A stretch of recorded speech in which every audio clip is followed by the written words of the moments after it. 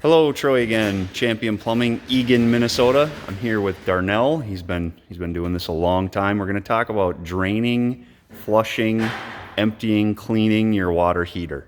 So I'll let him take it from there. So a few reasons that you would drain or flush your water heater. Over time, you're going to get some scale and sediment buildup inside of these water heaters. After about a year's time, you can potentially add up to 1/4 inch of scale in these, which will equate to a 40% efficiency loss. It's a pretty huge, significant loss. So a few ways you can do that, or cleaning the water heater, flushing it out. You're going to shut your water off up top via your water shutoff valve. That should be right above on your cold side pipe.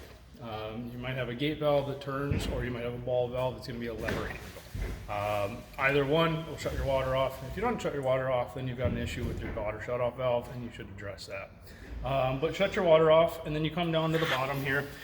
You're going to see we've got 3 different water heaters. These are to show 3 different styles of drain valves. Over here, we've got a brass drain valve. The brass drain valve is going to use a screwdriver for operation. This one here is a gate valve style, so it's going to turn a few times before it's going to fully open. They do also have some that are ball valve, and they'll just be a 1/4 turn operation on those ones. Next, you're going to see a plastic valve. These plastic valves, you just turn them to open them. Very simple, just like your outside spigot. And then your final one here, this is going to be round, still the same style, like a gate valve style. You're going to open that up like so until it hits the stopping point there, and then they'll close it after that. How much water do they need to drain out of it if they're just doing a cleaning? If you're just doing a cleaning, you're only trying to drain maybe 1/4 to half a tank. So once your water's off and you open up your drain valve, you're going to come to your relief valve here, pop this open so that it's sticking straight out like so. Once that lever's straight out, that's now going to introduce air into this water heater. It's going to allow it to start draining.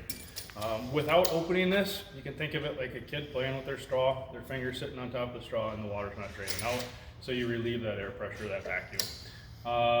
Once you're doing that, you're going to let it go for maybe approximately 5 minutes or so. After that time, you can close the drain valve, close the relief valve. Personally, I would suggest doing this a couple times. I'd turn the water back on so everything kind of swirls up in there. I'd let it sit for 10-15 minutes or so, and then go and repeat the process another time. It's going to help kick a little bit more of that sediment, that scale buildup out of the bottom of the water heater. And these are all gas water heaters. What's an important step if you have an electric water heater? With electric water heaters, you do need to hit the breaker or kill the power to the unit in some fashion. Usually that's going to be a breaker switch. You're going to flip that to the off position and then proceed to draining your water heater. With a gas water heater, you can leave your gas on and as is. It's not going to do any damage to the unit. Just with the electric water heater, you have a top and a bottom element. You're going to be draining about half the tank out, so that bottom element's going to be dry. You don't want that to get dry and still run. That can burn out the element on an electric water heater. The other reason you would do this, other than getting it clean, would be if you have a leak in your tank and you want to make sure you get it all out of there before it goes on your floor.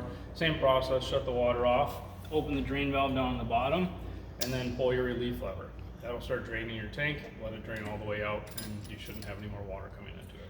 And one last thing we didn't mention is these all have garden hose connections on them.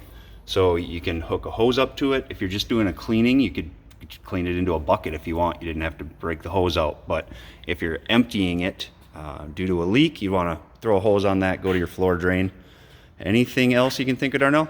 If you're running into any issues when you're taking your time to do this, make sure you call Champion Plumbing, 651-365-1340. Get a hold of us. We can come out. We can service your water heater same day usually, maybe even next day, and we'll get you back up in business. Very good. You got our number.